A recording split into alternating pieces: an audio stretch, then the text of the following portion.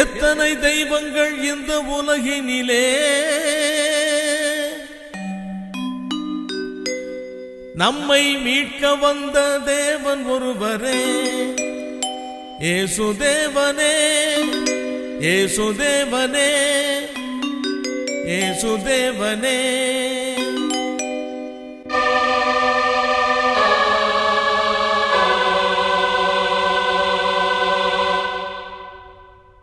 இயேசுதேவனை நாடினால் வேதனைகள் விலகும், அந்நிய தேவனை நாடினால் வேதனைகள் பெருகும். அதிகாலையில் தேடினால் ஆனந்தமே, துதி கீதமே பாடினால்